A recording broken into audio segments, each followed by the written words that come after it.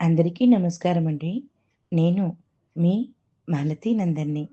కార్తీక పురాణము 22వ అధ్యాయము. అత్రి మహాముని ఇట్లు పలికెను.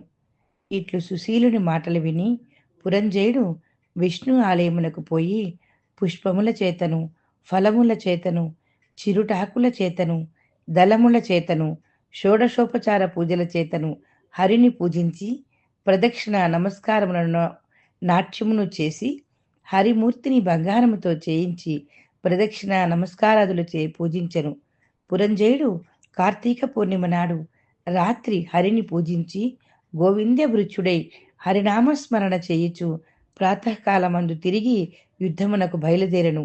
ఇట్లు పురంజయుడు రథం ఎక్కి ధనుర్బాణములను, కత్తిని, తూనీరములను ధరించి, కంఠమునందు తులసిమాలను ధరించి, కవచమును ధరించి, తలగుడ్డ పెట్టుకొని త్వరగా బయలుదేరి యుద్ధ భూమికి వచ్చెను.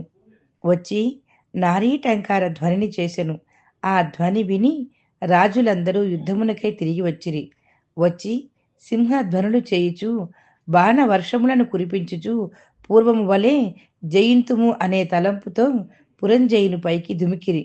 పిమ్మట పరస్పర పిడుగుల వంటి బాణములతోనూ, వజ్రముల వంటి కత్తులతోనూ, ఐరావతము వంటి ఏనుగులతోనూ, ఆకాశమునకు ఎగురు గుర్రములతోనూ, త్వరగా నడిచిన రథముతోనూ అన్యోన్య జయకాంక్షతో భయంకరమైన సంకుల యుద్ధము చేసిరి.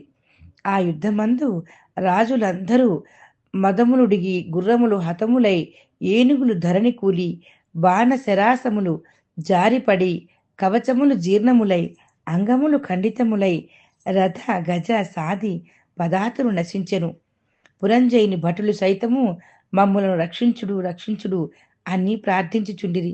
కాంబోజరాజు తన సైన్యమంతయు హతమగుడ చూసి పురంజయునికి ఇప్పుడు జయమని తలంచి యుద్ధమును చాలించి మిగిలిన సేనలతో తన పురమునకు చేరెను. పురంజయుడు జయలక్ష్మి ప్రసాదము వలన జయమొందెను.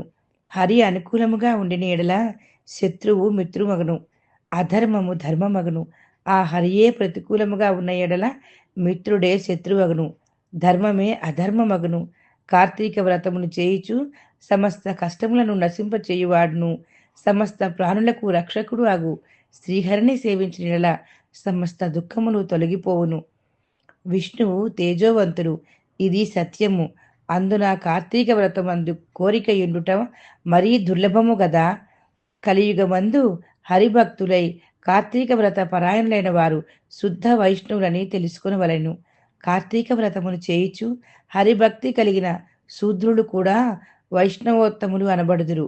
బ్రాహ్మణులై వేదములు చదివినను హరిభక్తి లేనివారు శూద్ర సమానమగుదురు.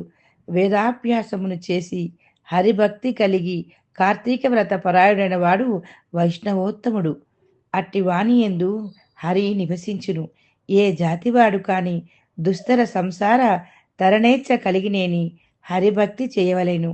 అట్లయినచో వానిని విష్ణుమూర్తి అప్పుడే తరింపచేయును. అగస్త్యమునీంద్ర, హరిభక్తి పరాక్రమము ఏమని వర్ణింతును?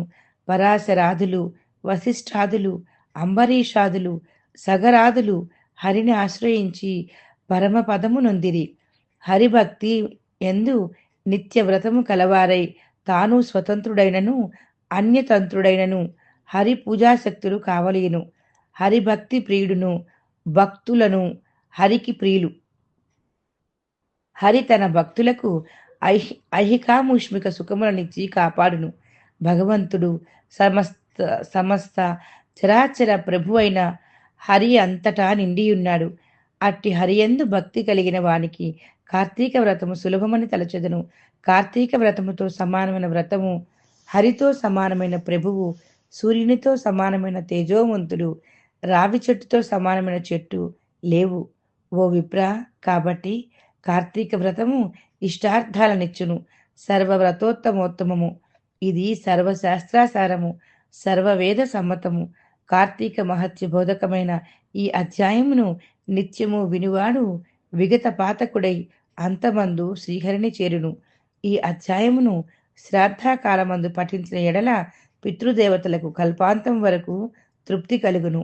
ఇది శ్రీ స్కాందపురాణే కార్తీక మహత్యే ద్వావిశాంశాధ్యాయం సమాప్తం.